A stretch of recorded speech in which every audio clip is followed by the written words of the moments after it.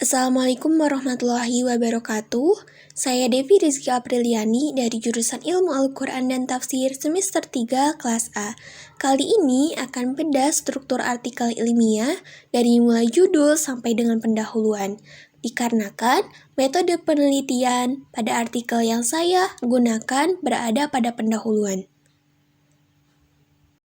Artikel berikut bersumber dari Jurnal Suhu volume ke-14 nomor 1 yang diterbitkan pada Juni 2021 halaman 153 sampai dengan 177.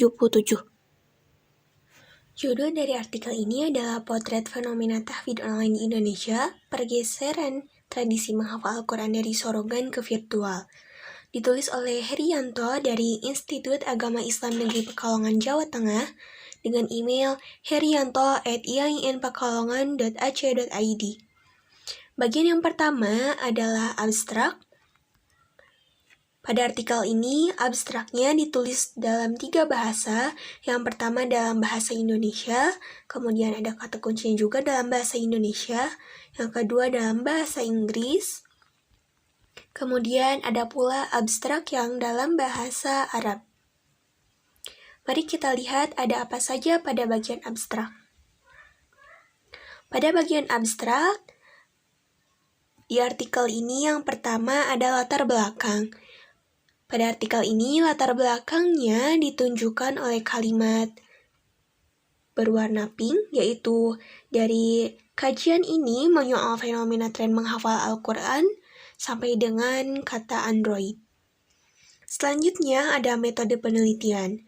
Metode penelitiannya dijelaskan oleh kalimat bagian ini, yaitu penelitian ini menggunakan model studi living Quran yang datanya diambil melalui observasi di internet, wawancara, dan penelusuran pustaka dari berbagai sumber.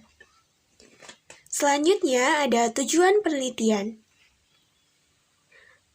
Tujuan penelitian ini adalah diharapkannya pembaca mampu mengeksplorasi pola-pola yang muncul, jejaring, dan metode yang digunakan sehingga fenomena cyber tahfidz ini dapat terjawantahkan dengan baik.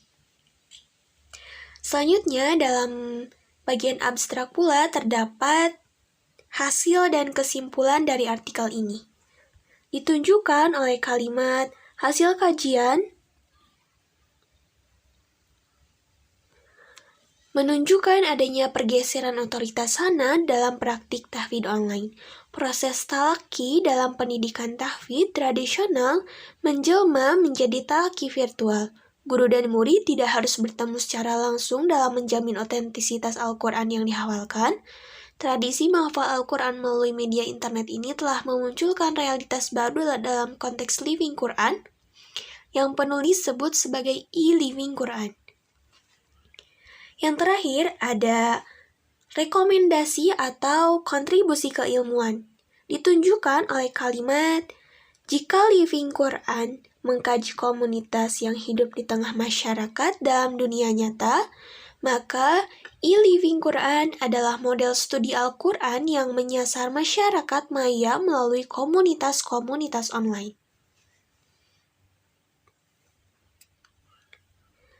Setelah abstrak, terdapat pula kata kunci. Kata kunci merupakan beberapa kata atau frasa yang menjadi inti dari artikel yang penulis tulis ini. Kata kunci haruslah tersusun dengan alfabetis.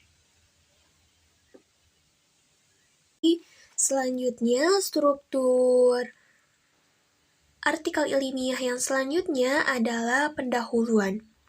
Dalam pendahuluan terdapat latar belakang, biasanya berisi fakta yang mendukung topik inti dari pembicaraan yang menjadi pembahasan oleh penulis.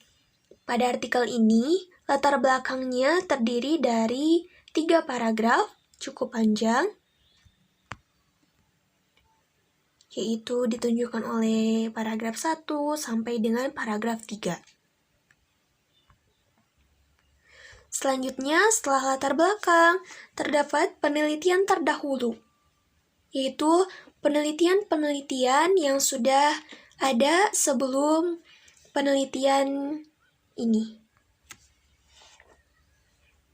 ditunjukkan oleh kalimat dari mulai kalimat sejauh pengamatan penulis. Tema ini belum begitu mendapat perhatian yang serius dari para pengkaji Al-Quran karena kajian lebih banyak menyoal tentang fenomena tahfidz dalam perspektif pendidikan secara umum, sebagaimana yang dilakukan oleh Zulfitria 2016, Sugiyati 2016, terus sampai dengan Ahmad tahun 2017. Setelah penelitian terdahulu, terdapat pula posisi penelitian. Ditunjukkan oleh kalimat, walaupun objek dari kajian-kajian tersebut adalah budaya tahfidz, tetapi tidak ada yang membicarakan masalah fenomena tahfidz online. Sehingga distingsi dari kajian ini semakin jelas dengan menjadikan tahfidz online sebagai objek penelitian yang akan penulis dekati dengan model studi living Quran.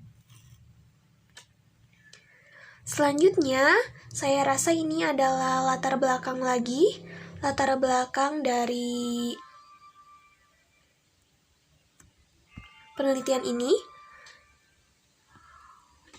Kemudian, kita dapati metode penelitian.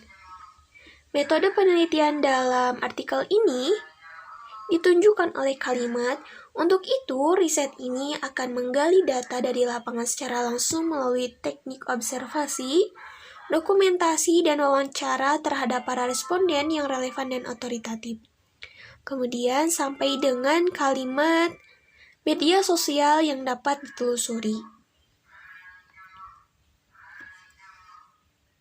Setelah itu, ada tujuan penelitian, atau dapat pula dikategorikan sebagai formula penelitian.